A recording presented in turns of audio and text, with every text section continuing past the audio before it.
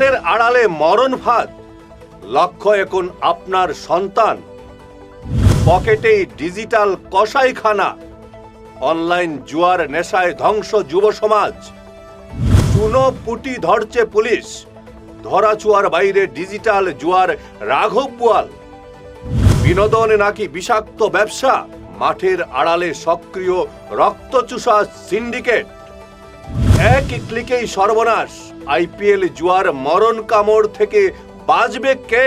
নমস্কার, আপনারা দেখছেন ঈশান বাংলা পয়েন্ট ব্ল্যাঙ্ক।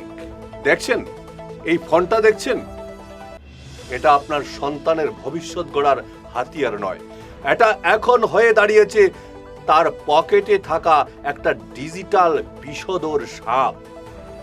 এক ক্লিকে কোটিপতি হওয়ার স্বপ্ন দেখিয়ে এই ফোনটি কিন্তু কেড়ে নিচ্ছে আপনার সন্তানের জীবন, আপনার পরিবারের সুখ।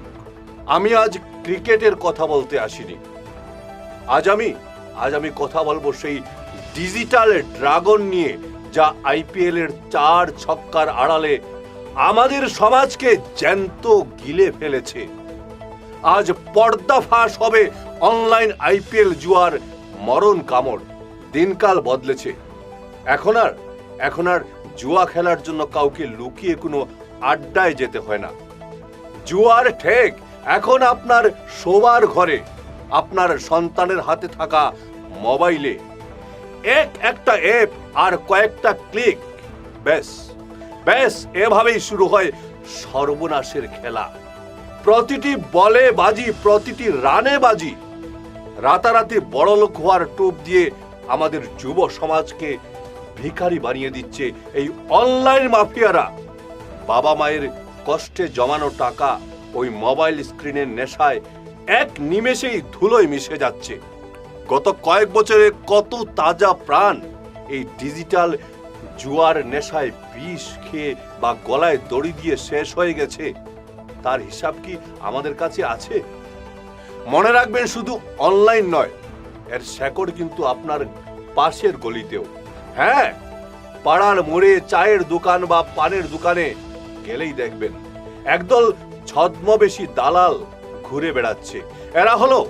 এরা হলো এই ডিজিটাল সাম্রাজ্যের মাঠ পর্যায়ের এজেন্ট। এরা নতুন ছেলেদের মগজ ধুলাই করে এই ফাঁদে ফেলছে। অবাক লাগে পুলিশের ভূমিকা দেখে। ছোটখাটো 2-1 জনকে ধরে পুলিশ বাহবা কুড়াচ্ছে, কিন্তু যে রাঘব বোয়ালরা এই সিন্ডিকেট চালাচ্ছে, তারা কেন আজও ধরাছোঁয়ার বাইরে? ডিজিটাল যুগে কি সত্যি অক্ষম পুলিশ, নাকি এই নিষ্ক্রিয়তার পেছনে অন্য কোনো বড় রহস্য লুকিয়ে আছে? আমরা চাই 4 ছক্কার উন্মাদনা, আমরা চাই খেলার সুস্থ বিনোদন, কিন্তু সেই বিনোদন যেন কারো ঘর খালি করার কারণ না হয়ে দাঁড়ায়। ক্রিকেট আমাদের আবেগ, কিন্তু সেই আবেগ নিয়ে যারা রক্তের ব্যবসা করছে, তাদের এবার রুখে দাঁড়ানোর সময় এসেছে। আমাদের এই প্রতিবেদন দেখার পর আমাদের সমাজ এবং প্রশাসনের কাছে আমরা কিছু বলার নেই।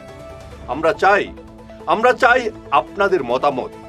আপনাদের কি মনে হয় অনলাইন জুয়া বন্ধ করতে প্রশাসন সত্যি আন্তরিক? আপনার আশপাশেও কি এমন ডিজিটাল জুয়ার আসর বসছে?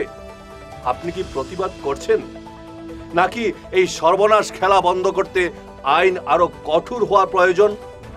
আপনার মতামত আমাদের কমেন্ট বক্সে লিখে পাঠান। আপনার একটি মন্তব্য হয়তো জাগিয়ে তুলতে পারে প্রশাসনকে, বাঁচতে পারে একটি প্রাণ। সজাগ থাকুন, নিজের সন্তানকে নজর রাখুন। সমাজকে সুস্থ রাখতে আমাদের এই লড়াই জারি থাকবে। দেখতে থাকুন ঈশান বাংলা পয়েন্ট ব্ল্যাঙ্ক। ধন্যবাদ।